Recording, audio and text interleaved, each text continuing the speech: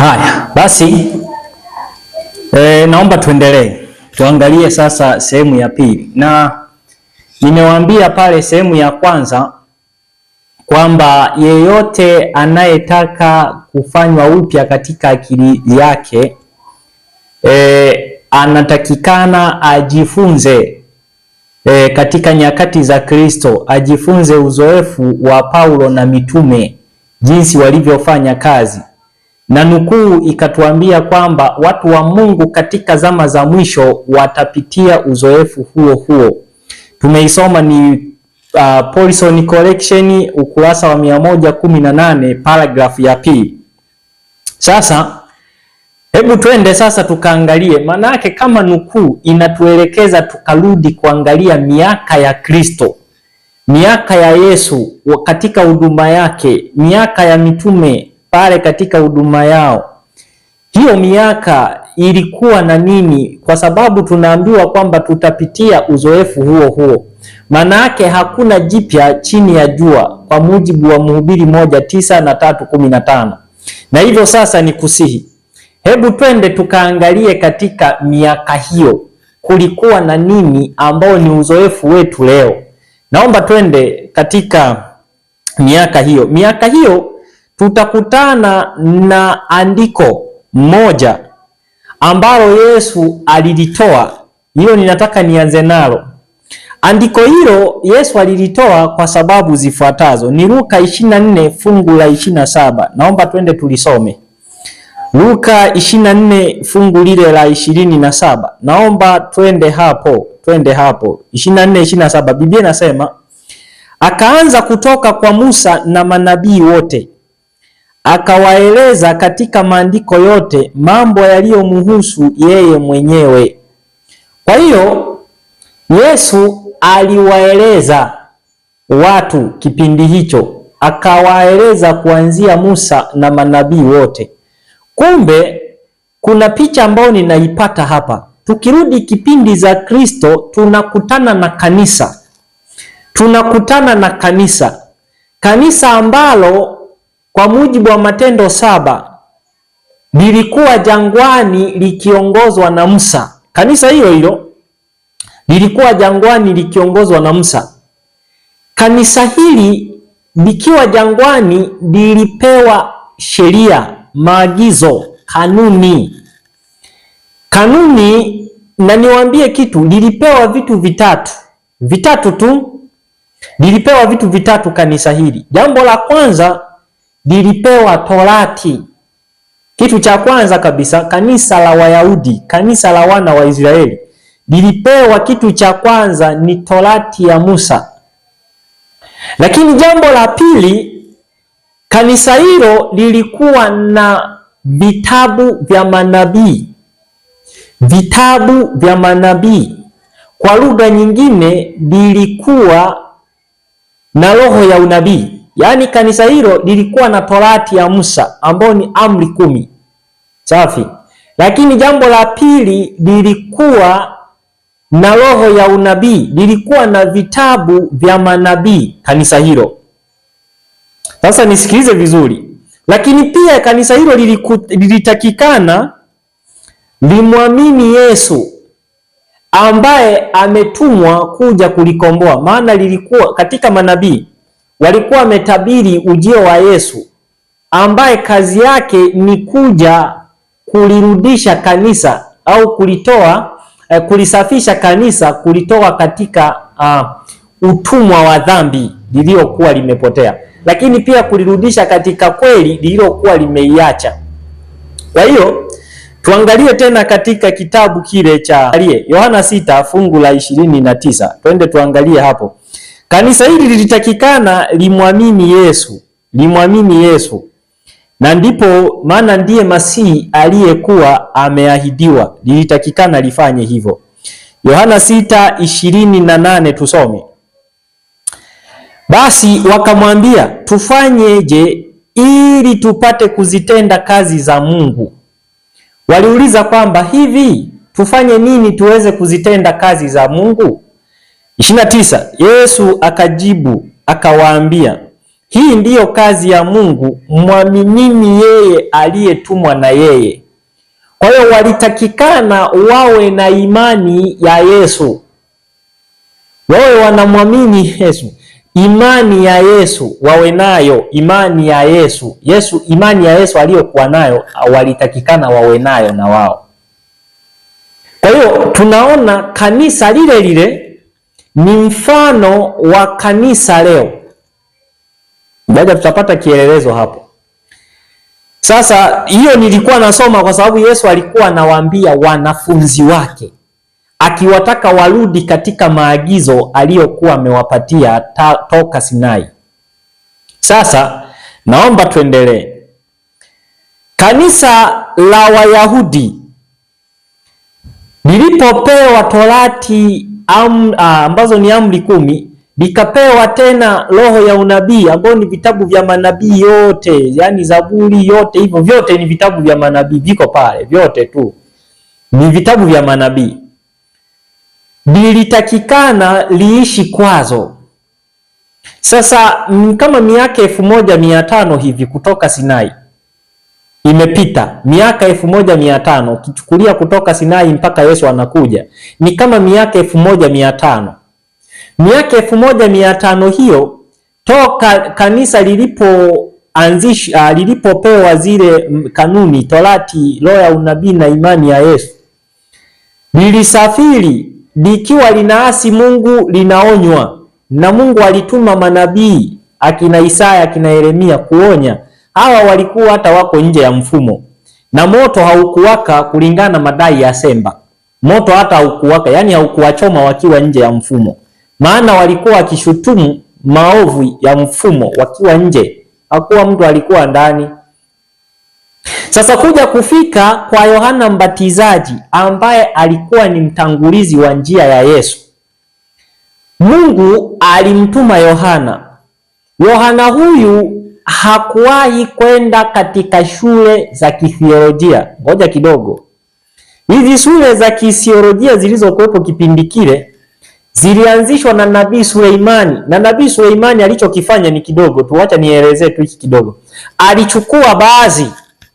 Alichukua baadhi ya wanafunzi ambao wenye akili ya kufikiria, akawaweka kwenye shule ili walinde usafi wa mafundisho. Wakitoka pale wanakuwa wameelewa Torati, wameelewa vitabu vya manabii, wanamwamini Yesu, wanamwamini Mungu. Ndicho kitu ambacho Samueli alifanya ili kulinda usafi wa mafundisho wa hizo shule na kuepukana na uovu ambao utaenea. Kwa hiyo zilikuwepo kwa ajili ya ili watu wakitoka pale wanaofundishwa waende wakafundishe wengine huko sehemu mbalimbali walikotoka. Sasa hizo shule zilianza na zenyewe zikiwa na kusudi jema, baadaye zikaacha hiyo, zikaanza kufundisha mambo yao. Sasa tunakuja kipindi cha Yohana Mbatizaji anakuja, shule zimesha corrupt, hamna ukweli katika hizo shule, walikuwa wanafundisha tu uongo tu. Ni kama tu shule za leo za theolojia, zile UoA, zile Bugema zile. Hizo shule ni za Majesuit, si za Wasabato, ni za Majesuit. Na zinafundisha kuja kupindua Biblia, kuja kupindua imani ya Kisabato. Hakuna shule inayofundisha hiyo. Hakuna shule inakuja kufundisha ukweli. Wote wanaoenda shule wanarudi wamechanganyikiwa, hawaelewi. Na hiki kitu nimekizungumza sana, na wasii sana mnaonisikiliza, rudini kwenye somo pale, nimeandika magereza ya shetani. Na nikasema tena, hawa mbona bado unakula matunda? Yeyote anayesoma zile shule ni sawa na Hawa anakula matunda katika mti wa Edeni sahihi wa ujuzi wa mema na mabaya. Ni sawa na huyo mtu. Wachungaji wote ni sawa tu na Hawa, wanakula hayo matunda. Ili mchungaji aweze kufanya kweli ya leo, kuhubiri kweli ya leo, ni lazima akane mafundisho aliyofundishwa huko. Ni lazima akane. Maana kuna uongo huko, wako Majesuit yamewafundisha hivyo. Siwezi kuyajua kwa majina, lakini si wote walioko huko pia wako walimu ambao ni wazuri na wanatamani wanatetea kweli huko wako. Sasa Shule za leo na shule za Yohana za kipindi cha Yesu zilikuwa zimecorrupt, zimeacha kweli, zinafundisha mambo yao, theolojia ya Kigiriki. Na Yoeli 3:17 na 3:7 Yoeli akasema, watoto wa Yuda na watoto wa Yerusalemu, mbona mmewauzia Wayunani mpate kuwahamisha katika mipaka yao? Walikuwa wamepelekwa kwenye shule za Kigiriki shule za Kirumi za kipindi kile, shule za Wayahudi za kipindi kile ili wakafundishwe, lakini zilikuwa zimecorrupt, zikaasi. Yohana anakuja katika Mathayo 3. Yohana anakuja Mathayo 3, anakuja anaanza kuhubiri katika nyika ya Uyahudi 3:1 Yohana. Na wengi watu wakawa wanamfuata kule, maana yeye alikuwa amefundishwa na Roho na wa Mungu tu peke yake, hakwenda kwenye shule zao. Kwanza alikuwa anaishi milimani huko, na alikuwa mtoto wa mchungaji. Yohana Mbatizaji alikuwa mtoto wa mchungaji. Maana yake kama yeye mwenyewe angekusudia kama mtu aliyetakikana kwenda kusoma shule za theolojia za kipindi kile, alitakikana awe Yohana, lakini hakwenda kwa sababu zilikuwa zimecorrupt. Sasa maana kwanza kilichokuwa kikifanyika kule kwamba mtoto wa mchungaji analisi uchungaji, ndicho kinachofanyika tu leo. Na ndio maana Yesu alipokuja kwenye Mathayo 23 aliwaambia, enyi majoka, wana wa majoka. Yaani majoka, wana wa majoka, majoka, wana wa majoka. Yaani manake walikuwa ni majoka, lakini pia walikuwa ni wana wa majoka. Sasa kuna joka ambaye ni shetani na majoka na watoto wa majoka. Kwa hiyo walikuwa tayari kanisa lote limekuwa la majoka. Ndio Yesu alisema hivyo Mathayo 23. Sasa Mathayo 3 tutafika kwa Yesu. Wacha tuanze kwanza kwa Yohana. Yohana alijitenga, hakuwa chini ya Sanhedrin, baraza General Conference ya kipindi kile, hakuwa chini yake. Alihubiri kweli ya Mungu akiwa independent, akiwa anajitegemea, si chini ya General Conference. Alihubiri hivyo. Na alipowaona Mafarisayo wanakuja, wale Waisraeli waliopewa, na wao ndo walikuwa wakijiita kanisa la Mungu, waliopewa Torati na manabii, vitabu na imani, ambao walikuwa wamepewa hayo yote.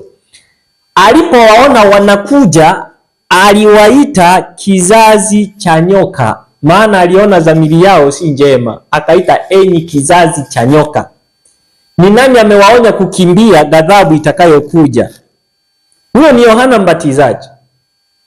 Alipowaona Mafarisayo. Kwa nini? Maana yake kutoka tu pale Sinai miaka 1500 walikuwa wamebadilika, kwa sababu waliacha kweli. Walikuwa wamebadilika na wakakoma kuwa ni kanisa la Mungu. Aliwaita tu majoka.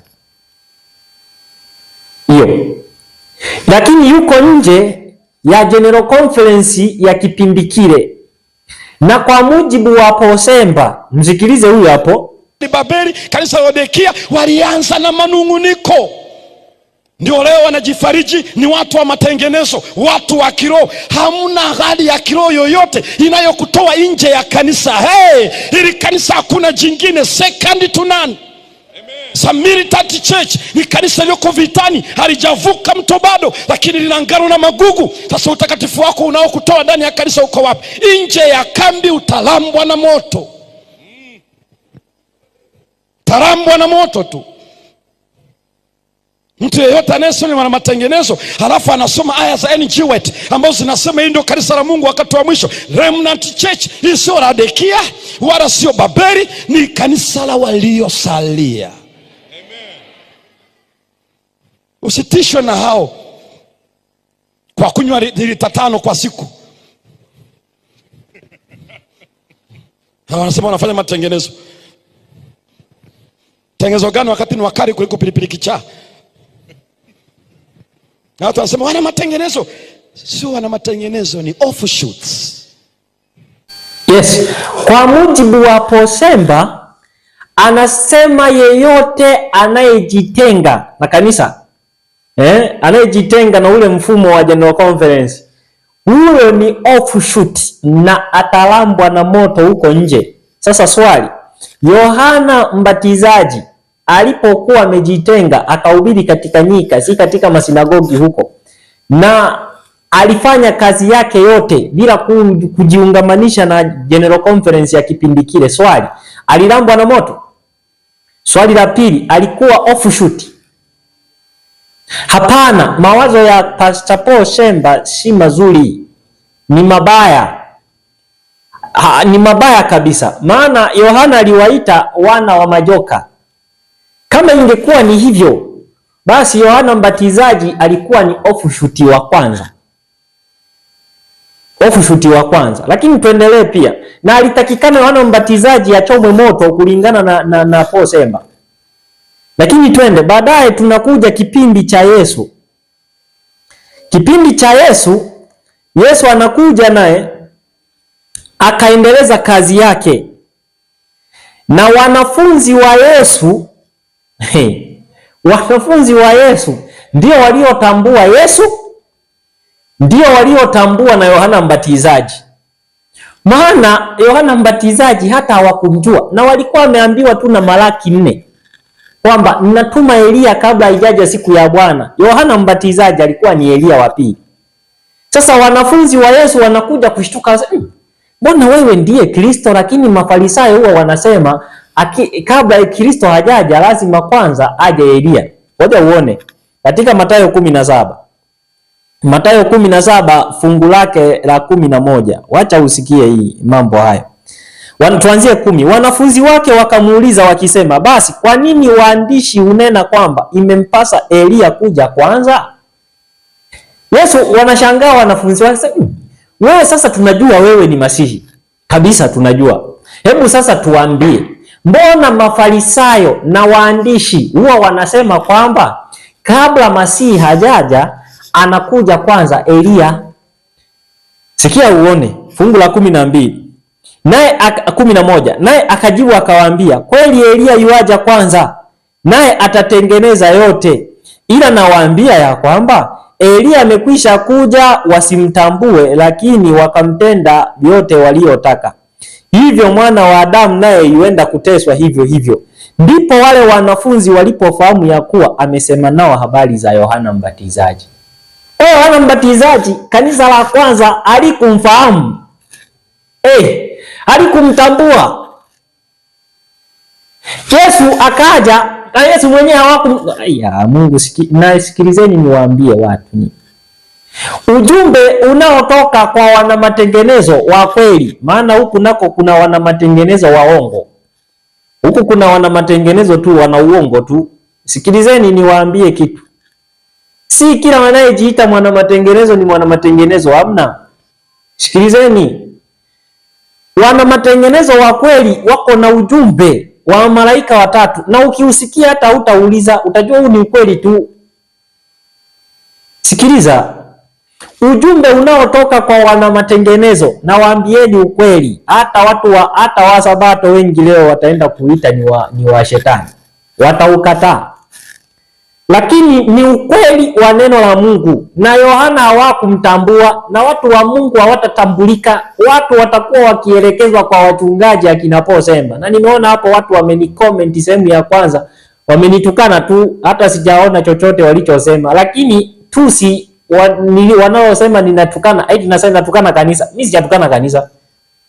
Mimi nadili na uongozi ulioasi na mfumo wote ulioasi. Mfumo ulioasi na kanisa ni vitu viwili tofauti. Uongozi unaoasi na kanisa ni vitu viwili tofauti. Sihangaiki na kanisa hapa. Mimi nahangaika na uongozi ulioasi. Akina Paul Shemba wanachokifundisha hiki ni cha uongo, watawapoteza watu. Mimi nawaambieni ukweli.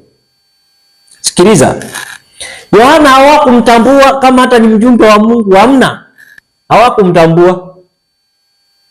Haya, Yesu akaja. Yesu akaja naye akapewa siku ya kwanza. Yesu alibatizwa, ukisoma Mathayo 3, Yesu anabatizwa Yordani na Yohana. Alipobatizwa, Luka 4:16, Yesu amemaliza kujaribiwa. Luka 4:16 Yesu akaingia katika sinagogi humo ndani. Ndio mission yake ikaanzia hapo. Akaingia kwenye sinagogi lililokuwa yani hilo ndo kanisa la kipindi kile lililokuwa limepewa Torati, yani sheria, roho ya unabii, vitabu vya manabii na imani ya Yesu. Sasa alipoingia pale na walitakikana wamwamini Yesu. Alipoingia pale akachukua kitabu cha nabii Isaya akakisoma, Luka 4:16. Kwanza akaenda Nazareti, hapo hapo alipolelewa, akaanzia hapo hapo nyumbani, akachukua kitabu ili asome. Anachukua kitabu cha nabii Isaya ili asome kilichoandikwa pale. Akasoma 17, akasoma roho wa Bwana yu juu yangu. Sikiliza vizuri. 19 kuelekea 20 wote walimkazia macho. Wakasema huyu si ni mwana wa seremala huyu? Huyu si ni Yesu tu huyu ambaye tunamfahamu? Ndugu zake si ni Yakobo, Petro na Yohana? Si ndo wale ndugu zake? Yesu akawaambia nabii akubalikaji kwao. Na maana yake nini? Anawaambia nyinyi mtanikataa.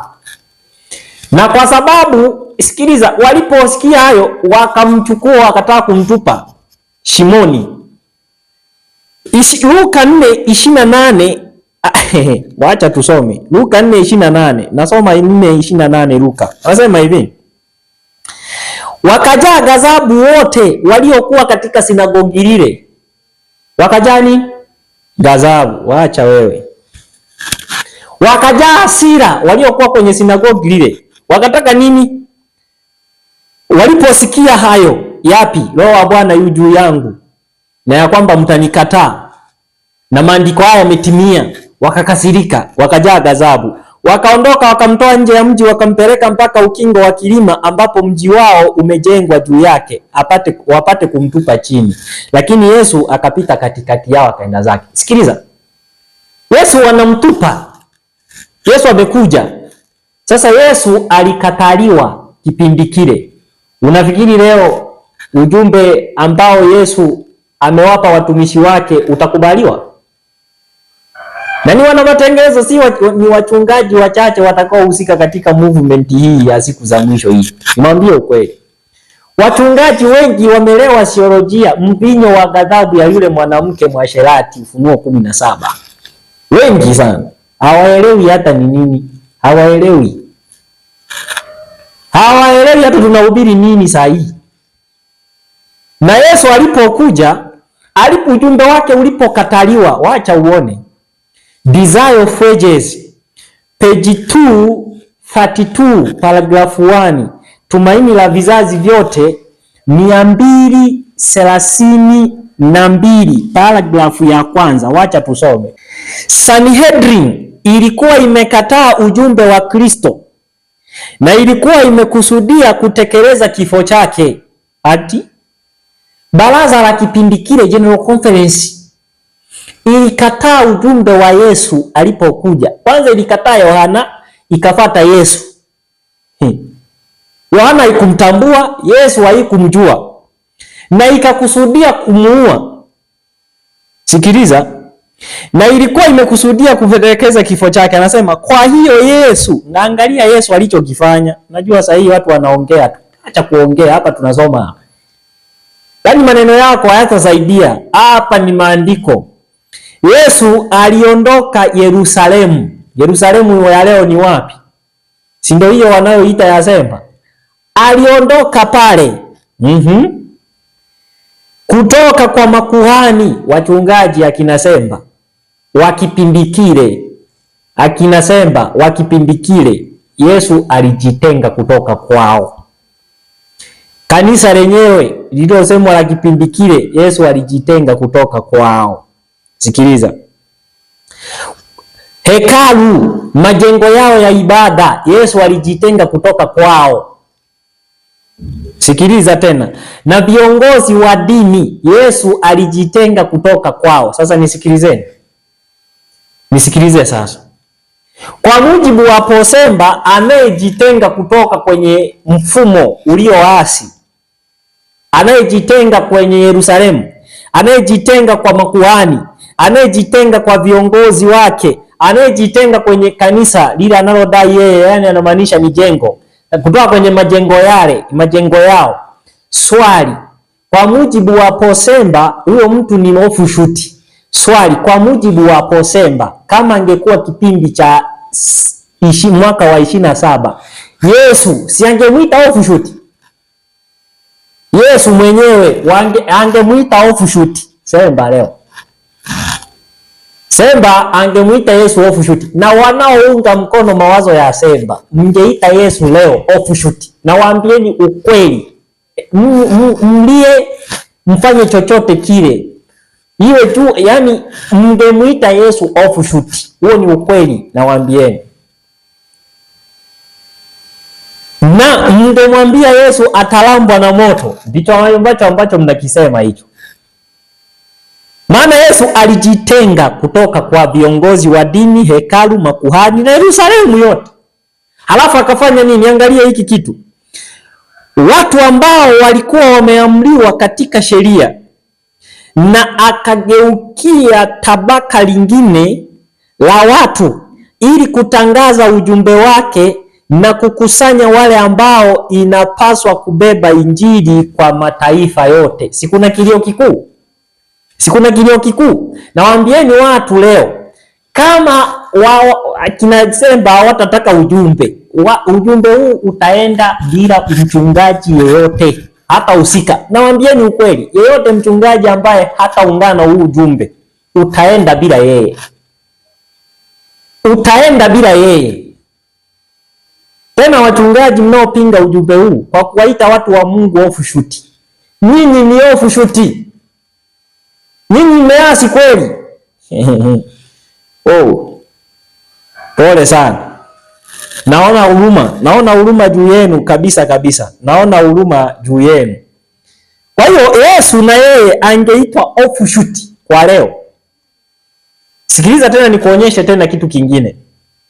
Yesu alipojitenga kutoka kwa hao watu, alienda kutafuta. Luka 6:13 alichukua wanafunzi wake 12 kutoka kwenye kambi ya kutoka miongoni mwa ni Wayahudi wale alichukua pale wachache.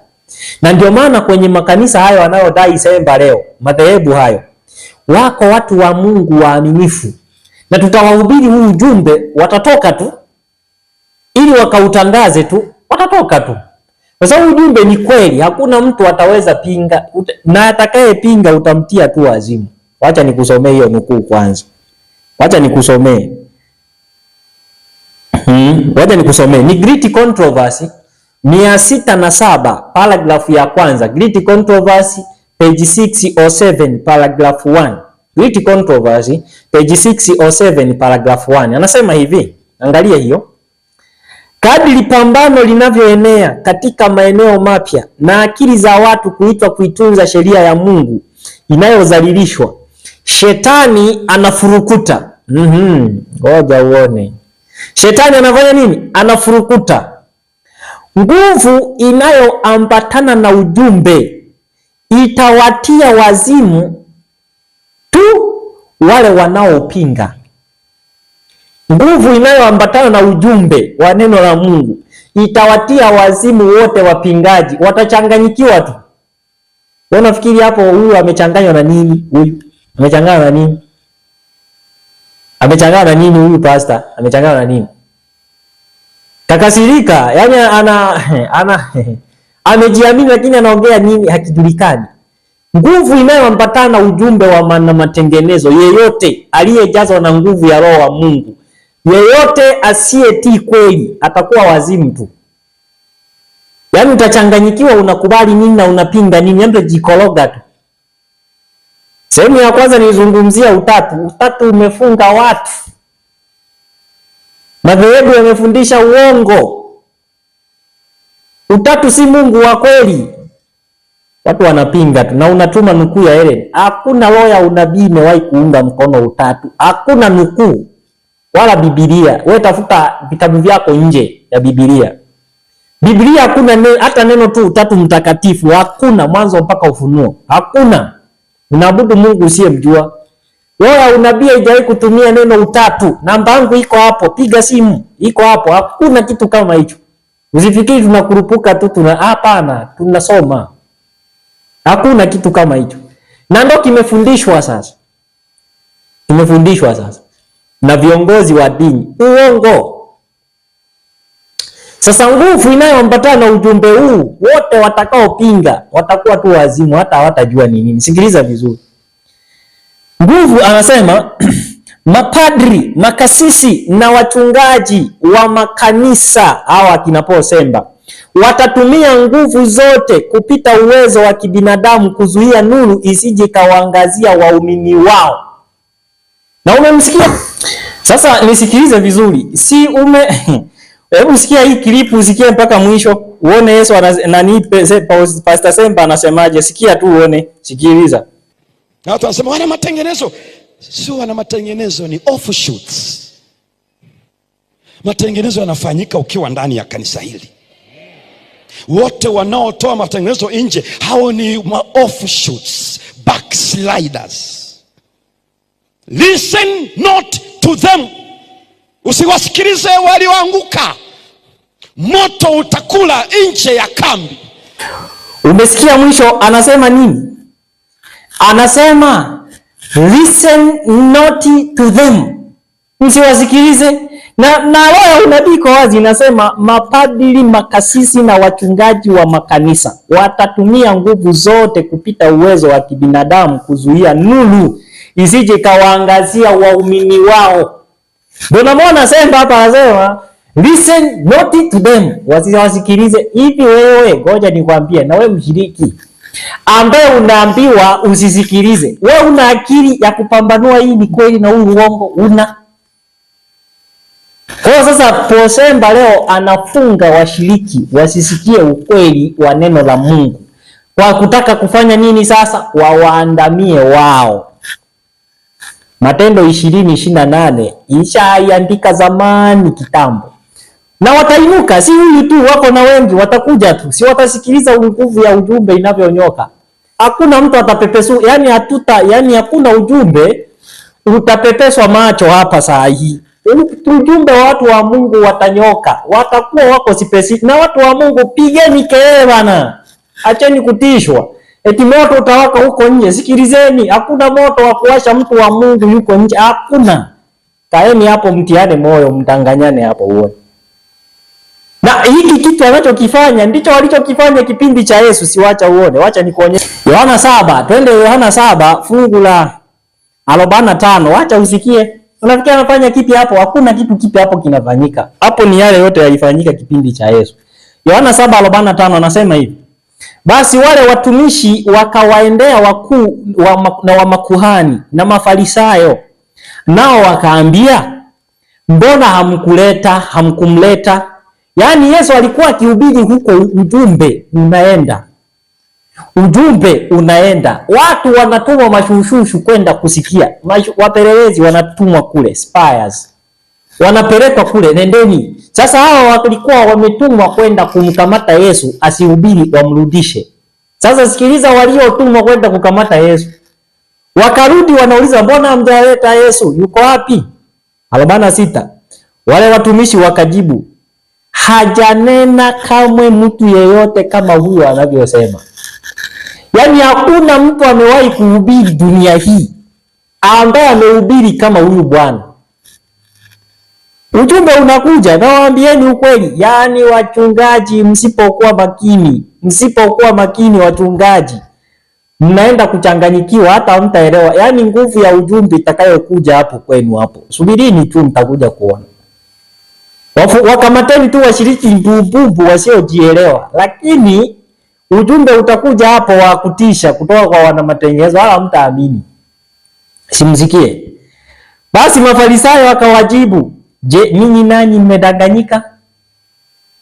Sio kama saa hizi anasema wameanguka. Yaani anaita wana matengenezo leo wameanguka. Uongo.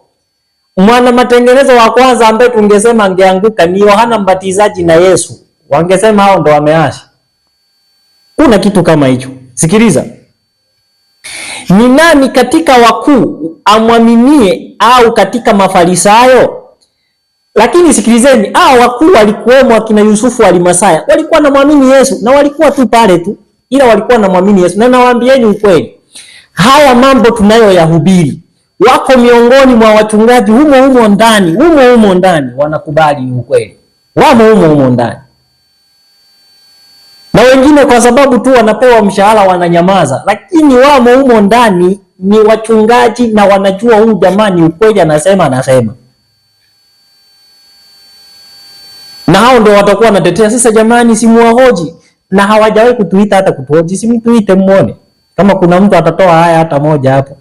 Kuna kitu mnafundisha hapo ni kudanganyana tu. Au unasema watu wasitoke.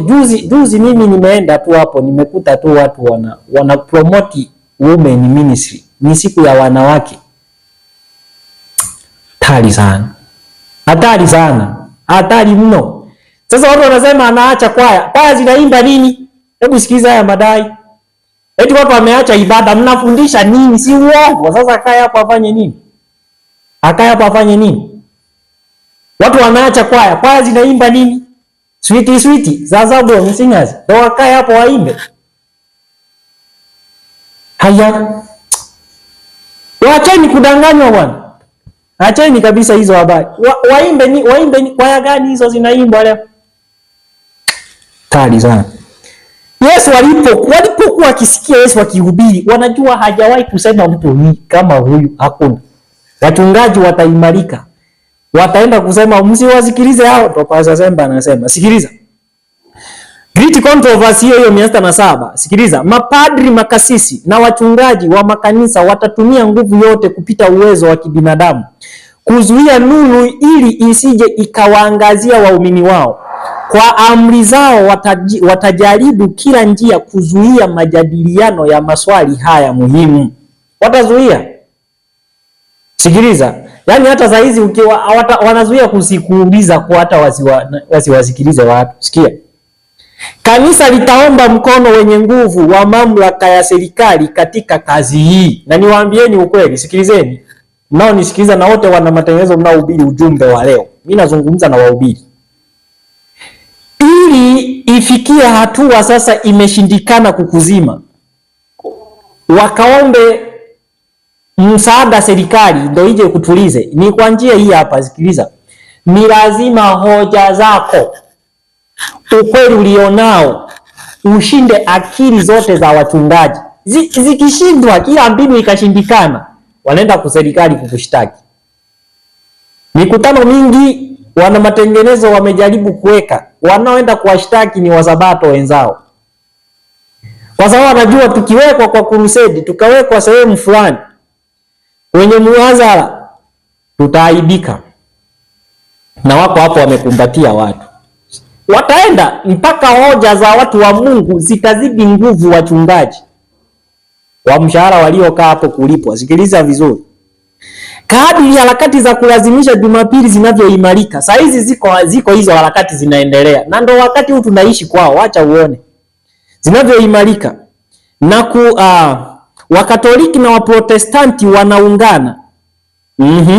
Kadri harakati za kulazimisha Jumapili zinavyoimarika na kuamriwa, sheria itatumiwa dhidi ya wale wanaozishika amri za Mungu, na watatishwa kwa kupigwa faini na kifungo, na wengine watapewa vyeo vilivyo na mvuto, na wengine watapewa zawadi na mafao makubwa.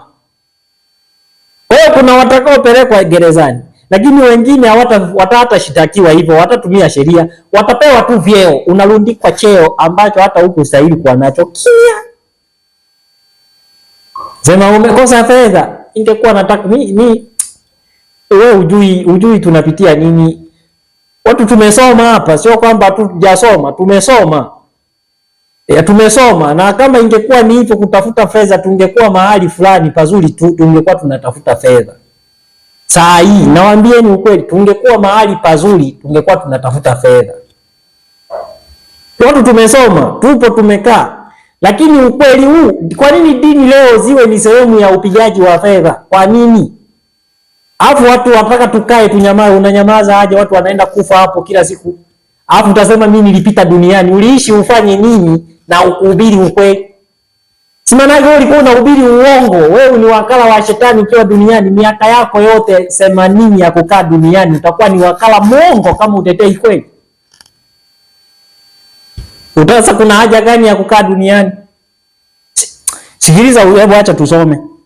Sheria itatumiwa dhidi ya wale wanaozishika amri za Mungu, watatishwa kupigwa faini na kifungo, wengine watapewa vyeo vilivyo na mvuto na wengine watapewa zawadi na mafao makubwa kama vishawishi vya kuikana imani yao.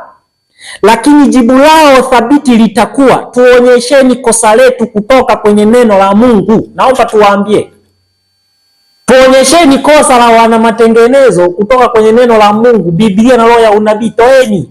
Pastor Zemba simtoe. Wamekukosea nini? Na unasema eti wanakunywa lita 5 kwa siku. Nakuja part 3, nakuja hapo. Tutakutana tu. Kunywa lita 5 kwa siku. Mnavuta nyama kama mnavuta manati. Tutakuja hapo, tutaangalia, tutafika tu. Sikiliza. Ombi lile lililopewa na Luther katika mazingira lililotolewa na Luther katika mazingira yanayofanana na hayo. Wale wanaoshitakiwa mahakamani watatoa ushahidi wa nguvu ya ukweli, na baadhi ya wale watakaohusikia wataongozwa kwenye kuchukua msimamo wao kwa kushika amri za Mungu zote. Hivyo ndivyo nuru itakavyoletwa mbele ya watu maelfu ambao vinginevyo wasingeweza kujua chochote kuhusu kweli hizi. Kuna kweli nyingi, kuna mahakimu huko bado wamesubiri watu wakawahubiri, na hawahubiriwi saa hii. Sasa wataenda kuhubiriwa kwenye mimbari zao, pulpiti za kuzungumzia sheria. Wataenda kuhubiriwa na watu wa Mungu hapo, kwamba nimekamatwa kwa sababu ninatetea Biblia na roho ya unabii peke yake. Nitakaa hapo mimi, nitalala hapo asubuhi na jioni, nitasoma hapo. So mtu anakuja huko tu na akili zake tu za dunia hii, anataka kubadilishe uache kweli. Hakuna kitu kama hicho. Hakuna umuhimu wa kuwa na fedha nyingi afu na kuwa muongo. Hakuna kitu kama hicho. Sikilizeni hapa nionyeshe. Wacha tuendelee. Matukio ya siku za mwisho. 209 paragrafu ya 3. Page 209 paragrafu 3. Sikiliza vizuri. Anasema hivi, kwa siku za mwisho, waini walichokifanya Wayahudi ndicho kitakachofanyika. Sikiliza. Lazima kuwe na udhihirisho wa ajabu wa nguvu ya Mungu katika makanisa ya Waadventista wa Sabato. Lakini hautafanya kazi kwa wale ambao hawajajinyenyekeza mbele za Bwana. Makanisa ya Wasabato siku hizi za mwisho tutegemee kuna udhihirisho wa nguvu ya Mungu utakuja. Na ule udhihirisho hautafanya kazi kwa wale ambao hawajajinyenyekeza, au wana cheo, wana fedha, wana kiburi cha mali za dunia, wana kiburi cha uzima, hawajinyenyekezi kwa Mungu. Sikiliza, ujumbe huu hautafanya kazi kwao Wasabato. Sikiliza. Anasema hawajajinyenyekeza mbele za Bwana na kufungua mlango wa moyo kukiri na toba. Katika udhihirisho wa nguvu hiyo ambayo itaangaza dunia na utukufu wa Mungu, wataona kitu ambacho kwa upofu wao ni vipofu. Kwa upofu wao wanafikiri kuwa ni cha hatari, kitu ambacho kitasababisha hofu yao. Wataogopa. Wanasema huyu anasema mambo makubwa magumu. Sikiliza, wanaogopa na watajiimarisha wenyewe ili kuipinga nuru hiyo. Kwa sababu Bwana hafanyi kazi kulingana na maoni yao na matarajio yao, watapinga kazi hiyo. Wanasema nini? Wakisema, kwa nini hatupaswi kujua roho wa Mungu wakati tumekuwa kwenye kazi kwa muda wa miaka mingi? Tunaona hata kipindi cha Yesu ndio hiyo. Ni nani katika wakuu anayemwamini? Nyinyi mmedanganyika. Nani wakuu anayemwamini nani? Hiyo walichokifanya hapo ndicho kitakachofanyika kwa Waadventista wa Sabato wa siku hii ya leo. Simsubiri tu, tuko kwenye miaka ya mwishoni. Wewe subiri tu utaona haya mabalaa. Nafikiri ili vurugu linoanza hii hakuna mtu ataenda kuzima. 241 tumeenda vizazi vyote, paragrafu yake ya 3. Acha tusome kwanza. 241 ya Kiingereza. ni sura Tumaini la Vizazi Vyote 170 Kiswahili. Anasema hivi: kule kutokuamini kuliko ng'ang'aniwa kuliendelea kuwatawala watu wa Nazareti. Kumbe shida ilikuwa ni kutokuamini. Hiyo ndo kiini cha dhambi zote, kutokuamini. Ndivyo pia ilivyoitawala Sanhedrin na taifa lote, kwa makuhani na watu. Kule kukataa mara ya kwanza udhihirisho wa Roho Mtakatifu ulikuwa ndio mwanzo wa mwisho. Acha nikuonyeshe. Sikiliza. Ilikuwa ni beginning of the end kipindi kile. Na niwaambieni, kukataa ujumbe. Unasema watu wanakunywa maji mengi, Maji mengi, kunywa maji mengi nalo ni kosa, Wanake anakataa ujumbe wa afya. Nitakuja huko. Amekataa ujumbe wa afya. Na nimepata klipu zake 2 na mashaka naye. Amekataa ujumbe wa afya. Kukataa ujumbe wa afya ni beginning of the end. Ni chanzo cha kukaribia mwisho wao. Iko hivyo. Kukataa kweli ni mwisho. Yaani kanisa lolote ambalo limeundwa na kweli ya neno la Mungu, kama likiacha kweli haliwezi kuwa kanisa. Naambia hiyo ni saa hizi tuko mwanzo wa mwisho. Mwisho unakuja, hata muda si mrefu mnakoma kuwa kanisa. Sikiliza. Kwanza, udhihirisho wa Roho Mtakatifu ndio mwanzo wa mwisho. Ili kudhibiti kwamba walikuwa sahihi kumkataa mara ile ya kwanza, waliendelea kumpinga daima. Hali yao ya kumkataa Roho ilifikia katika hali ya juu, katika msalaba wa Kalvari, katika uharibifu wa mji wao, katika kutawanyika kwa taifa, katika pepo 4 za mbinguni. Kukataa ujumbe, Pastor Semba, hapo ulipo nyumba hiyo imekataa ujumbe. Na utakachokifanya wewe, kwa sababu ule mfumo wote umekataa ujumbe, kitachofuata na wewe ukiongozwa na huo mfumo, wewe mwenyewe unaenda kuwa dumda, mbwa bubu, unaenda kunyamaza kimya. Labda ujikomboe kutoka hapo. Mhubiri yeyote atakayetetea huu mfumo huu wa hii nembo hii mfumo wa hii dhehebu yenye hii nembo hii, na uhakikishieni ukweli, hakuna mtu wa Mungu ataenda kutoa onyo pale. Itakuwa ni kama kwanza, saa hizi ni kama kikao tu cha kijiji. Wewe nenda kama utapata ujumbe. Ukiwa upo tu utatulia tu, lakini kitakuwa ni kikao cha maana. Hata wana kijiji wakikaa kwa kikao, si huwa wanasikilizana? Litakuwa tu hivyo tu. Lakini utendaji wa nguvu wa Roho wa Mungu hakuna haipata. Wacha tuendelee. 243 paragrafu ya 2 anasema hivi: ikiwa Kristo angewavutia Mafarisayo, na kama angesifia elimu yao na msimamo wao wa kidini. Kumbe Yesu alikuwa hakubaliani nao. Elimu yao, misimamo yao ya kidini ilikuwa ni hovyo, na Yesu alikuwa mwana matengenezo kweli kweli. Kama angewasifia ingekuwaje? Wangemkubali kwa furaha. Lakini alipoongelea habari ya ufalme wa mbinguni kama vile ni kuwapa rehema wanadamu wote, alikuwa analeta dini ambayo ilikuwa haivumiliki kwao. Nafikiri kwa nini wanawaita offshoot?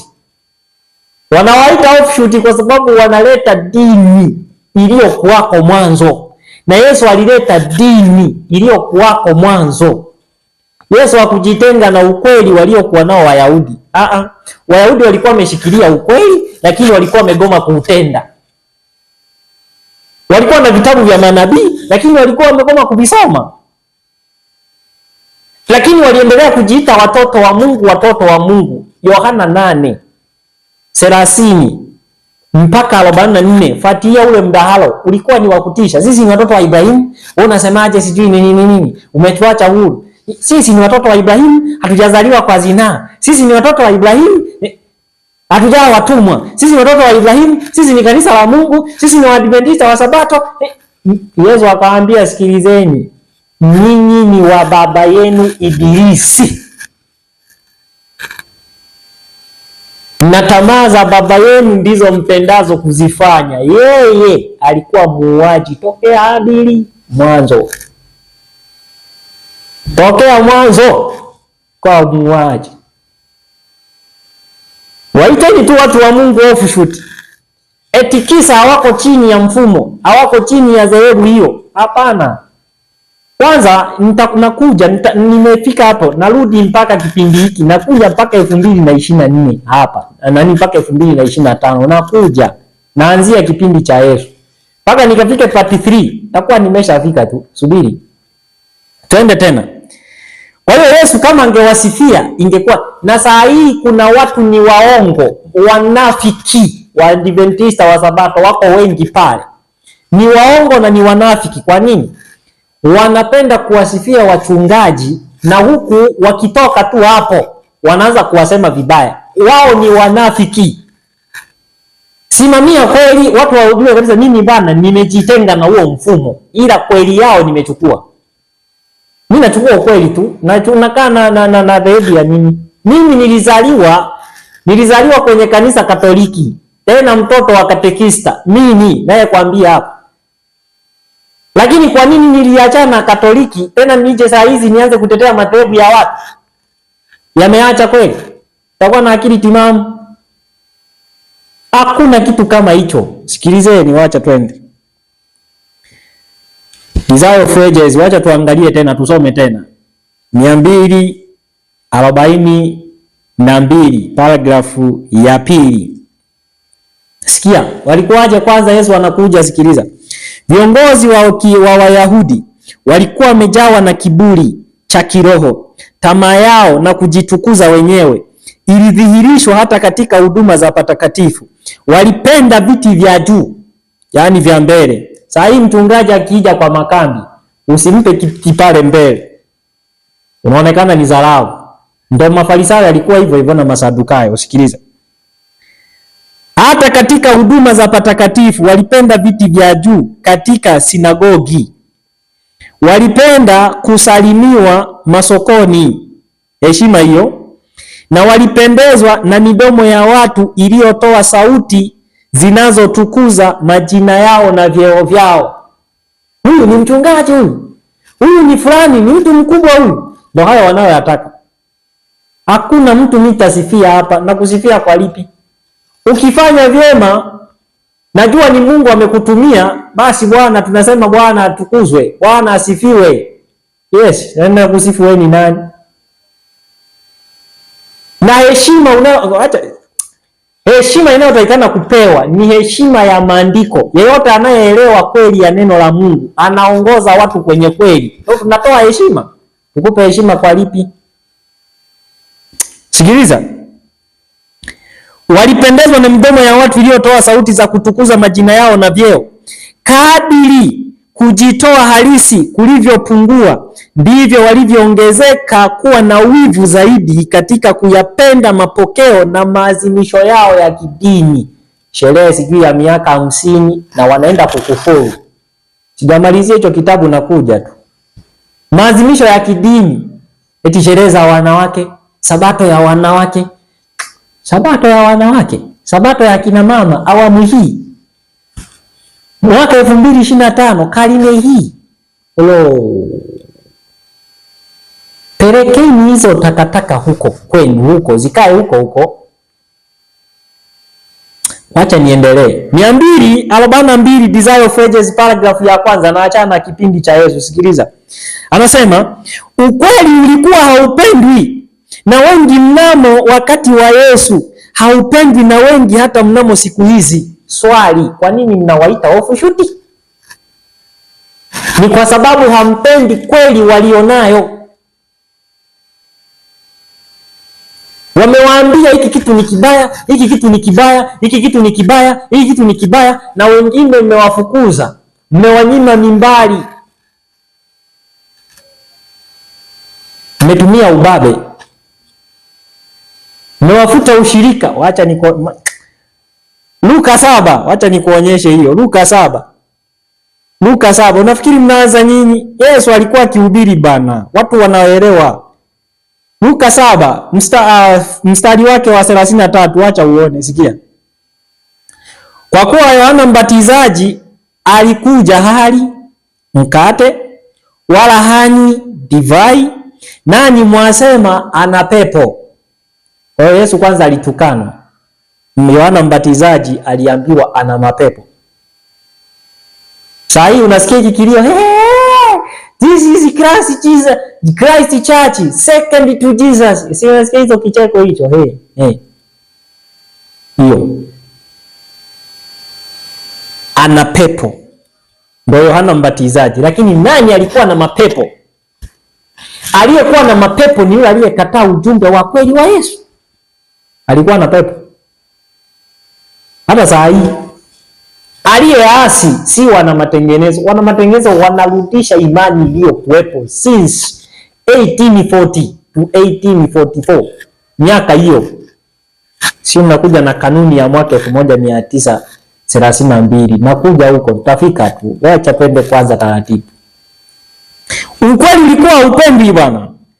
Na watu wakamuita Yohana ana mapepo. Yesu naye anasema mwana wa Adamu amekuja anakula na kunywa, nanyi mwasema tazama mlafi huyu na mnywaji wa divai, rafiki wao watoza ushuru na wenye dhambi. Mlafi Yesu, mlafi. Kama mwingine anasema wanakunywa lita 5. Kwani kuna tofauti gani ya ulafi uliosemwa hapo na huko? Alafu wakiwaonya kwa sababu mnapenda raha, mnapenda kutukuzwa, mnapenda sifa, mnawaita offshoot. Wamewaambia ukweli, mnawaitaje offshoot? Waacha twende. Ukweli ulikuwa upendwi. Haujapata kupendwa tena na wengi tangu pale shetani alipompatia mwanadamu kwa mara ya kwanza hali ya kutoupenda, kumletea hadithi za uongo zinazomweleza katika kujitukuza binafsi. Je, leo hatukutani na nadharia na mafundisho ya dini ambayo hayana msingi katika neno la Mungu? Utatu. Nani leo anapinga utatu? Yuko hapo. Nani anapinga leo idara ya kina mama na mwana ili zile sikukuu za kina mama? Nani anapinga zile masherehe ya kina mama leo? Yuko pale. Nani amepewa mimbali? Nani anapinga wanawake kuwa wachungaji na amepewa mimbali pale? Nani? Nani anapinga magwaride ya PF na nini hizo? Yuko pale nani? Wamefukuzwa wote. Nani anapinga? Nani anayetetea matengenezo ya afya? Anaambia watu na yuko pale nani? Nani anafanya medical missionary? Yuko pale saa hii. Imekataliwa, hawana muda na huyo. Watu wameota vitambi. Vitambi ni utapia mlo, si afya. Sikia. Msingi katika neno la Mungu, watu wanaing'ania kwa nguvu kama Wayahudi walivyofuata kuhusu mapokeo yao. Luka 7:33. Kwa hiyo wanaitwa majina ya ajabu, offshoot. Wanakunywa maji lita 5. Si hatari sana. Na wengine wamefutwa ushirika. Hiyo ndo imebaki hiyo. Desire of Ages 30 paragraph 1. Tuangalie tena 30 paragraph 1. Matengenezo ya kweli yanafanyika kanisani humu ndani. Wewe acha kutabisha watu. Chonde. Waacha kutabisha watu. Acha nikuonyeshe. Matengenezo ya ndani yanafanyika humu ndani. Ndio matengenezo ya kweli ya ndani ya kanisa. Yesu alijitenga kwa nini? Si matengenezo si angefanyia pale kwenye mfumo wa Kiyahudi au ubadilishe wote. Yesu alijitenga kwa nini? Na usikilize hapa, hii ndio sababu Yesu alijitenga na hiyo. Sikia. Desire of Ages 30 paragraph 1. Sikiliza. Wakati wa kuzaliwa kwa Kristo, taifa hili lilikuwa katika msuguano likiwa chini ya utawala wa mabwana wa kigeni. Yaani Jesuit ziliingiaga hapo tangu zamani. Ziko pale. Kama leo tu. Kanisa hili liko chini ya udhibiti ya uvamizi wa mabwana wa kigeni. Sikia. Na lilikuwa limegubikwa na migogoro ya ndani kwa ndani. Ndio hiyo. Wao wenyewe wanaitana offshoot. Huyu mtetea kweli offshoot. Huyu naye ameasi nani atakuwa ameacha? Migogoro ya ndani kwa ndani iko. Na ndio iliyokuwa imegubika pale kipindi kile. Yaani leo wana matengenezo, nisikilize. Wana matengenezo kiukweli si waasi, wanarudisha misingi ya kwanza. Tunarudisha imani yetu ya kwanza ambayo ilikuwa imeshikilia kweli tangu mwanzo, ambao zilitufanya hizo kweli zilitufanya sisi tuitwa Waadventista wa Sabato. Hatukubaliani na uongo ulioingizwa juzi tukiwa tuko watoto wadogo hatujui. Lakini uasi unapokuja kuonekana, uwezo ukanyamaza, uko pale unapiga kelele, na ukipiga kelele unatimuliwa, ukae hapo mpigane viti kama wale wa Kisii Kenya. Upigwe mawe, mpigane hapo, mpigane viti kama wale waliopigana viti pale Kenya. Wagombane mle ndani, watoane ngeo humo ndani. Sikiliza, asikuchanganye mtu, sikia. Lakini hakuna ambacho, sikiliza, Wayahudi walikuwa wameruhusiwa kuwa na namna ya serikali yao iliyo tofauti, lakini hakuna ambacho kingeondoa ile hali ya kwamba walikuwa chini ya kongwa la Warumi na kuwapatanisha ubabe wa mamlaka ile. Sikiliza hiyo point. Warumi walijipa haki ya kuchagua na kumondoa kuhani mkuu. Yaani rais wa conference wa kipindi kile alikuwa anawekwa na Warumi. Yaani huyo ndo kiongozi wa watu wa Mungu kiroho. Amewekwa na Wakatoliki. Ni majesuiti. Unaona? Kama ilivyokuwa leo wana rais. Hawa watu wana rais.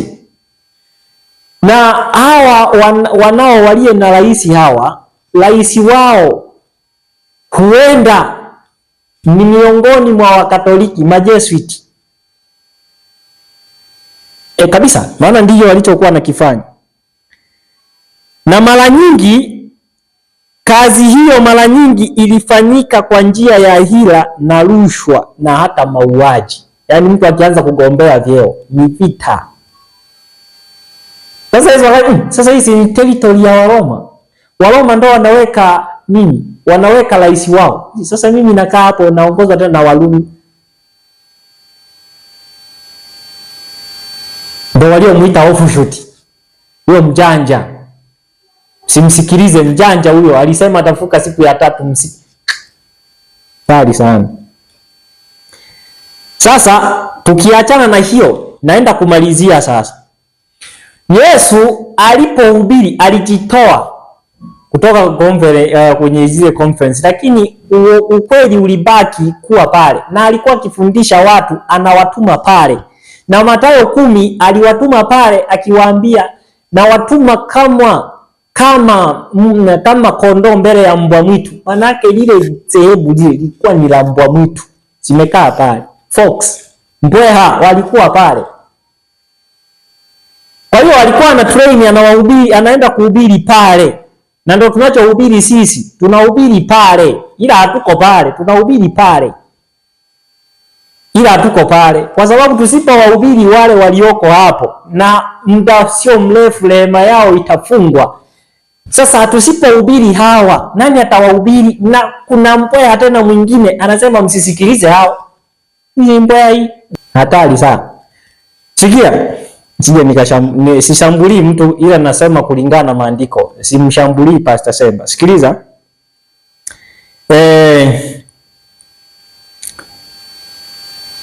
Baada ya Yesu kuondoka, alipaa mbinguni. Waliomuua ni muungano wa Warumi na Wayahudi, kanisa la kwanza, wakapaa.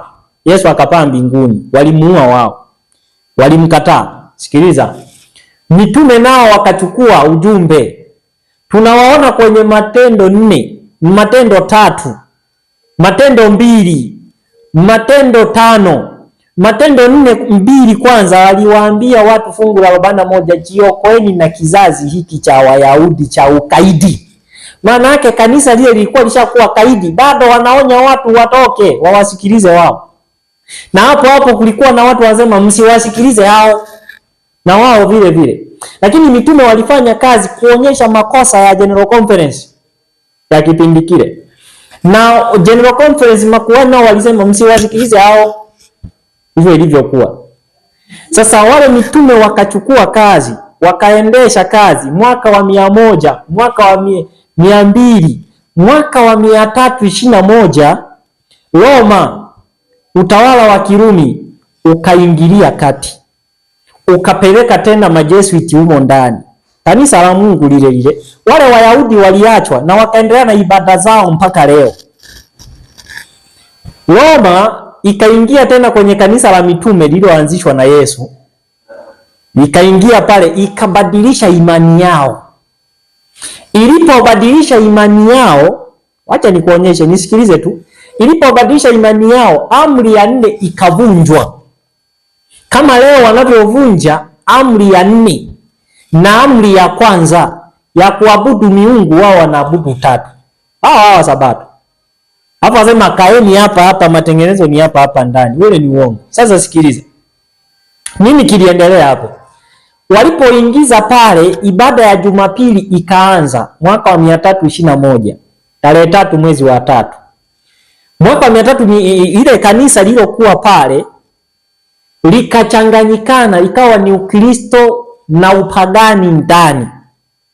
Wakristo walioendelea kung'ang'ania kutunza Jumamosi walifukuzwa na kuuawa na kutiwa gerezani. Hicho kilichotokea. Sasa wale walioendelea kutetea kweli, manaibu waliendelea kuwaambia tena kaeni humo kanisani, ila wanasali Jumapili.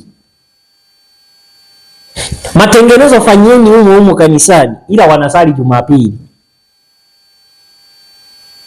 Hicho kitu na ndio anachokisema leo Semba, kwamba huyu Semba fanyeni humu ndani na huko mnaabudu msichokijua.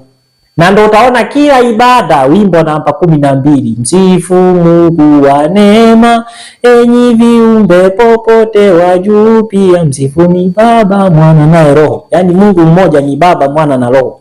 Upagani wa Roma. Unaabudu Mungu usiyemjua. Sasa ndivyo ilivyokuwa tena miaka ya 321. Manaibu, viongozi wa dini na wakuu wa serikali sema kaeni hapo. Hilo ndo kanisa la Mungu, si ni hilo? Wale waliotoka wana matengenezo. Sikiliza, walisoma hizi. Wacha nikuonyeshe. Na si hao tu, wacha nikuonyeshe. Wako tu wengi. Desire of Ages, wacha nikusomee. Miaka mingi sana imetokea hii, kasikiliza vizuri. Desire of Ages page 232 paragraph 1 anasema, paragraph 2 anasema 232 paragraph 2. Tumaini la vizazi vyote 232 paragraph ya pili. Sikia. Nabii alitabiri, yani Yesu alikuwa anajua. Isikia. Kama nuru na maisha ya watu yalikataliwa na viongozi wa kidini katika siku za Yesu. Yesu hakufanya kazi chini ya conference. Tuelewane. Siku za Kristo. Ndivyo ilivyokataliwa katika kila kizazi kilichofuata. Manake kizazi kilichofuata kilikataa tena kweli ya neno la Mungu, kikabadilisha kanisa.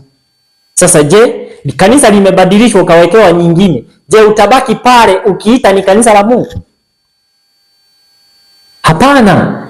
Watu wa Mungu wana matengenezo wa kipindi cha mwaka 320. Walitetea kweli. Karne ile ya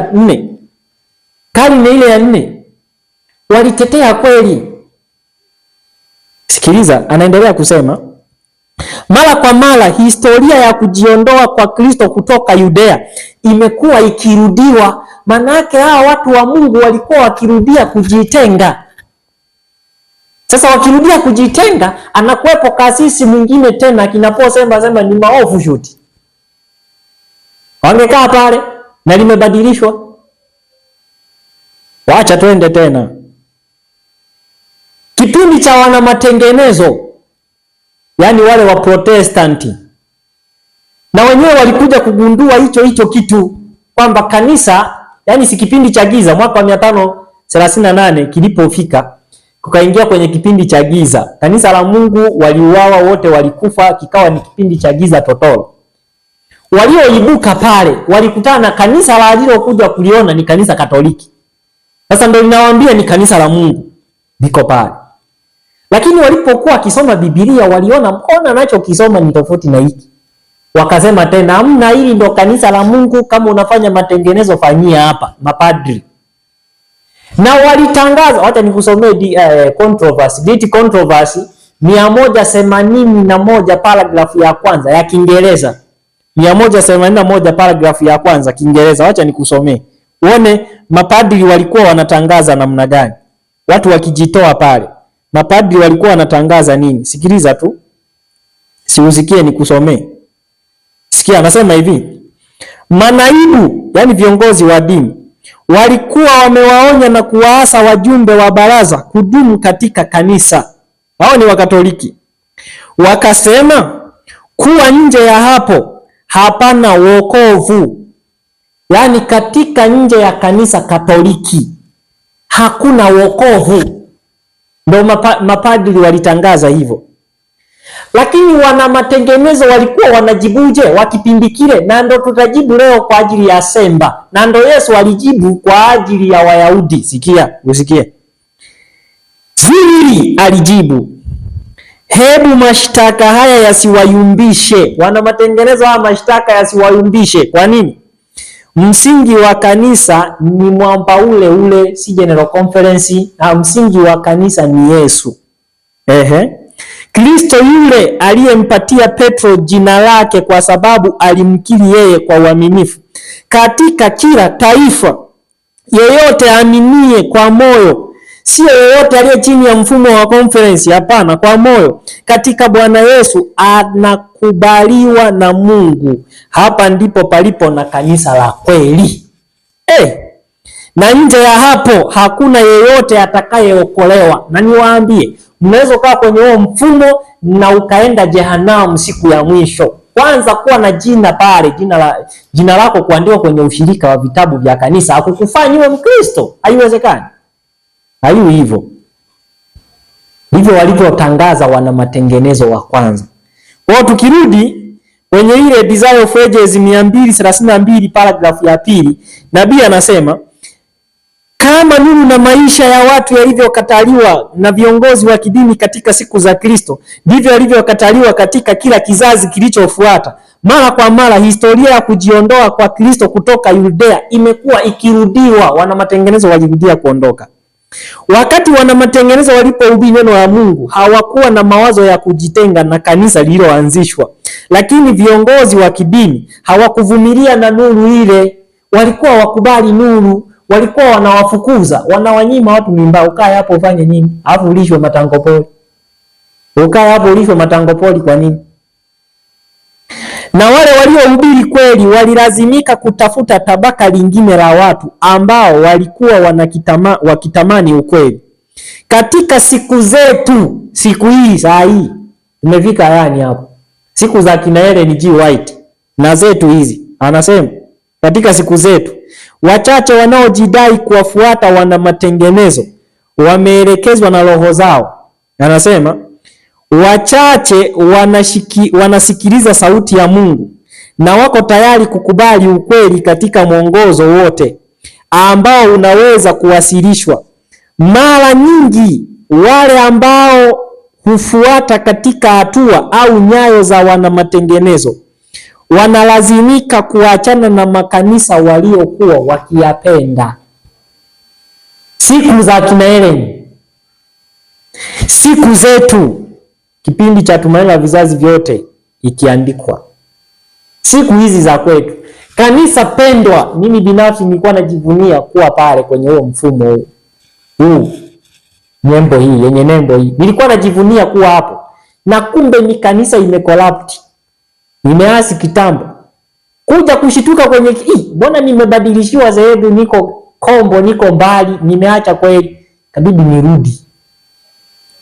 Kombali, nimebadilishiwa jengo la ibada ndio limeandikwa Seventh Day Adventist. Yaani ni sawasawa na mtu akuuzie asali kwenye chupa ya konyagi. Imeandikwa konyagi lakini ndani ni asali. Sasa mtafuta konyagi hawezi kununua ile chupa kwa sababu imeandikwa konyagi na ndani kuna asali. Haiwezekani. Kwa hiyo hii leo imeandikwa Seventh Day Adventist, lakini si yenyewe, ni madhehebu tu mingine tu. Sikiliza. Wachache wanasikia sauti ya Mungu. Anasema mara nyingi wale wanaofuata katika hatua au nyayo za wana matengenezo wanalazimika kuachana na makanisa waliowapenda ili kutangaza mafundisho ya wazi ya neno la Mungu. Niko hapa kutangaza Injili. Maana najua nikienda pale hakuna mtu atavumilia. Sikiliza. Na mara nyingi wale ambao wanatafuta nuru ni kwa mafundisho yale yale ambao wanalazimika kuachana na kanisa la baba zao ili waweze kutoa utii. Yaani ili utii ni lazima ukatae. Ili utii lazima uachane. Wewe unaenda pale mtu anasimama mlingoni anambia tusimame tuombe. Imeandikwa wapi? Wale ni wanafiki, wanaopenda kuomba wamesimama, ni wanafiki. Mathayo 6 imeandika hivi. Wanafiki wote wanapenda kuomba wamesimama. Tuombe umesimama. Unaomba nini? Malaki 1:6 ikasema, hivi nyinyi kichwa changu kiko wapi? Kama mimi kweli ni Mungu wenu, kichwa changu kiko wapi? Malaki 1:6 Mungu aliuliza Wayahudi wa kipindi kile. Maana walikuwa wanapenda kuomba wamesimama wako pale. Ndio Yesu akasema wanapenda kuomba wamesimama wanafiki, mziwe kama. Yesu alikusudia watu wapige magoti wamwabudu Mungu. Sasa utafika hapo watu wanasimama wewe unapiga magoti. Nanda aje? Tari sana. Ili kutoa utii saa hii italazimu tuondoke. Lakini tukiondoka tunaenda kuhubiri wapi? Tunaenda kuhubiri nje, tunarudi na huku. Tunahubiri huko na huko, kote kote. Tukikutana kina Magembe tunahubiri. Tukikutana kina Nanja tunahubiri. Tukirudi kwa kina Semba tunahubiri bado. Akina nani? Akina nani huyu? Tunahubiri wachungaji wa Kiadventista lazima hubiri. Sasa tukae hapo tupongezane nini? Na tunasema hapo uongo tena. Na Semba naye anatangaza vile vile kwamba nje ya kanisa la Wasabato kama walivyotangaza mananili wa zamani manaibu, nje ya kanisa la Wasabato hakuna wokovu, utalambwa na moto. Moto utakula huko nje. Uongo. Huyu ni padri. Maana hizo sentensi zinatoka kwa mapadri. Huyu ni padri, sio msabato huyu. Nimeshamkataa na kumkataa tayari. Kwanza katika kipindi chetu ninahitimisha hapo. Katika kipindi cha zama hizi za mwisho, hata nikichukulia kuanzia mwaka 1840 mpaka mwaka 1915 kabla ya nabii kufa au baada ya nabii kufa, siku mwaka 1915, wako watu wengi mno katika kanisa hili la Waadventista wa Sabato waliohubiri bila kuwa chini ya conference. Wako wengi sana. Mmoja wapo ni yule mtoto wa Helen. Nani yule alikuwa anaitwa Edison. Edison alikuwa anafanya kazi bila kutegemea conference. Kwa nini hakuitwa offshoot? Na kwa nini unataka tuwe hapo? Kwa nini yani, kwa nini tuwe pale nini?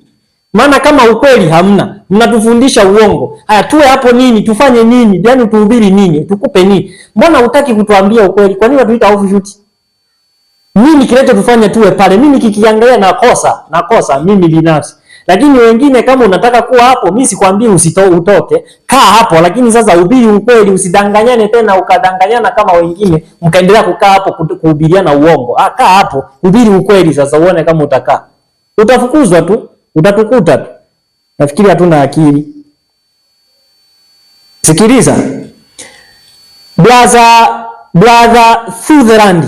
Ukisoma manuscript release ya 15 nikiwa naenda kuhitimisha sasa, yani hapa nataka niweke conclusion alafu nije kwa madai yake ya kunywa maji part 2, part 3. Kuna watu kama Brother Sutherland. Brother Sutherland alikuwa akihubiri na akifanya kazi ya kuanzisha makanisa na shule bila kuwa chini ya conference kipindi hicho. Na Brother Sutherland alifanya kazi mno. Ukisoma manuscript release volume ya 15 ukurasa wa 48 paragraph ya 3, Brother Sutherland alikuwa akifanya kazi bila kuwa chini ya conference. Alikuwa anafundisha akiwa na independent ministry, yani anajitegemea. Kwa hiyo ni halali kufanya kazi ya Yesu bila kuwa chini ya conference. Hiyo ni halali, mtu asije akakuingilia. Na kama unafanya kazi ya Yesu, cha msingi uwe connected na Yesu basi. Maana msingi wa kweli ni Yesu. Yesu alisema mimi ndimi njia na kweli na uzima, si general conference. Njia ya kweli na uzima si general conference, wala sio dhehebu la Kiadventista la Wasabato. Hapana, njia ya kwenda mbinguni ni ya Yesu peke yake. Maana kuna hatari ya kujiunga na kanisa alafu mbingu hata ikujui. Nitakuja nielezee sehemu ya 3 nikihitimisha na madai ya sehemu hapo, na nitaishia ya 3. Lakini kuna Edison, mtoto wa Ellen G. White, alikuwa anafanya kazi bila kutegemea conference. Alikuwa na independent, akijitegemea mwenyewe. Kwa na yeye alitakikana, kwa mujibu wa Semba, alitakikana aitwe offshoot. Kwa nini naita offshoot watu wa Mungu? Sikiliza, hatari sana. Wacha nikusomee volume 8 ya manuscript release. Wacha nisome hiyo kwanza. Volume 8 of manuscript release 202 paragraph ya 3. Wacha niisome hiyo. Hiyo nitaisoma maana hiyo ndo nitahitimisha. Shule ya Madison na Huntsville zilikuwa haziko chini ya conference. Acha uone. Anasema hivi: Bwana ameniamuru kwamba tangu kwanza kazi huko Huntsville na Madison inapaswa kuwa imepokea msaada wa kutosha, lakini badala ya msaada huu kutolewa mara moja, kumekuwa na kucheleweshwa kwa muda mrefu. Na katika swala la shule ya Madison kumekuwa na kusimama kutoka kwao kwa sababu hawakuwa chini ya umiliki na udhibiti wa conference fulani. Madison haikuwa chini ya conference, yani haikuwa chini ya mfumo. Kwa hiyo watu wakawa wanalaumu, mbona Madison haiko chini ya conference? Mbona haiko chini ya conference? Sikiliza. Hili ni swali ambalo wakati mwingi linapaswa kuzingatiwa, lakini sio mpango wa Bwana ambao unamaanisha unapaswa kuzuiliwa kutoka kwa Madison. Anasema kwa sababu hawajafungwa kwenye conference yoyote, kwa mtazamo ambapo baadhi ya ndugu zetu wamezani kuwa shule hizi, yani watu walikuwa wanafikiria kwamba Madison lazima iwe chini ya general conference, iwe chini ya conference fulani. Ndio hiyo, lazima uwe chini ya mfumo, mfumo ulioasi, na ndo naongoza watu kuasi. Yani mfumo ulioasi unawafanya watu waasi. Yani uwezi ukawa chini ya mtini ukachuma embe, hapana. Mfumo ulioasi huwa unatengeneza waasi, na mfumo ulio sawa huwa unatengeneza watu walio sawa. Na mfumo ulio sawa pekee ni Biblia na roho ya unabii. Huo ndo mfumo. Takuja sehemu ya 3 tutashughulika nao. Sikiliza. Kwa hiyo watu walipokuwa wakiona Madison haiko chini ya conference, wanataka iwe chini ya conference, walikuwa wanataka hivyo. Sasa nabii akasema, hii inaonyesha kuwa sio busara kwa kila wakala kufanya kazi katika kila wakala wa kufanya kazi kuwa chini ya maagizo ya maafisa wa conference. Sio busara na sio mpango wa Mungu kila mtu anayefanya kazi ya injili awe anatoka na hata kwanza kwa mchungaji, bana na huduma 1 2 3. Weka kando hayo mawazo. Sio busara. Na hizi sukuu si kwa nini huwa msomi? Sasa mashule yote mmekabidhi kwao. Conference hii inamilikiwa na conference. Lakini ikiwepo kanisa moja lenye shule, hamtaki iwe na itegemea, yani kanisa liendeshe, hawataki. Au jiendeshe yenyewe kama yenyewe. Sasa nabii anasema kuna biashara kadhaa chini ya hali fulani ambayo italeta matokeo bora ikiwa imesimama peke yake. Kwa tukiweka independent ministries kwa ajili ya ukweli wa leo, zipige kelele kwa wajumbe. Usiviite offshoot, maana huu ujumbe kwanza umekushinda kuhubiri. Umekushinda kuhubiri. Sasa usiwaite wenzako offshoot. Tukikugeuzia kibao nahitimisha kwa kusema hivi, kuwa chini ya mfumo ulioasi, naona tu kuna hasara zake, lakini pia sio mbaya. Kwa nini? Kama uko pale ili uhubiri ukweli, ukiwa pale hubiri, na sisi tunataka ukweli, na ukweli unaohubiri uwe wa kweli. Hicho ndo tunachokitaka, hubiri ukweli. Wahubiri walioko pale hatujakukatalia. Lakini sio ukae pale useme hii ndo kanisa la Mungu huko hapo, na wanaotoka na kupaza sauti unaisha tena offshoot, wote utakuwa na matatizo. Kaa hapo, hubiri Injili. Hubiri tu, watakutimua tu, tutakukuta. Maana tumepitia hayo maisha. Tutakukuta tu. Hatuna madhehebu huku pia. Hatuna madhehebu sisi. Tunahubiri ukweli kama ulivyo. Mambo ya madhehebu mtajua wenyewe. Lakini pia mtu akitoka nje ya huo mfumo, usimuite muasi. Badala yake usikiliza ukweli anaokuhubiri kwa nini ametoka hapo. Mimi nimetoka hapo, mimi mwenyewe, kwa sababu kuna uongo. Natoka hapo kwa sababu kuna uongo. Na uongo huo hauko kwa mshiriki, uko kwenye mfumo. Yaani wewe uwezo kaenda kubadilisha kanuni ya Wasabato. Acha tuishie hapa. Tuombe tunapoishia hapa kwenye sehemu ya pili. Tuombe. Baba yetu wa mbinguni, tunasema asante kwa sababu wewe ni mwema na ya kuwa utatenda sawa sawa na mapenzi yako. Asante kwa kutuongoza tangu tulipoanza hata sasa. Tunakuomba Baba uendelee kuwa pamoja na sisi. Tujalie Roho wako mwema, tusaidie kujua nyakati ambazo tuko ya kuwa ni mbaya. Tusaidie hata kujua ukweli wako unatoka wapi, ili tuweze kuelewa. Tuondoe mawazo katika viongozi wa dini ambao wameacha kweli yako. Tusaidie kuishi kulingana na mapenzi yako na kukutegemea wewe katika wakati huu. Tunasema asante kwa kuwa utakuwa pamoja na kila mmoja wetu, na utasema na kila mmoja wetu, maana tunaomba kwa imani kupitia jina pekee la mwanao Yesu Bwana wetu. Amina.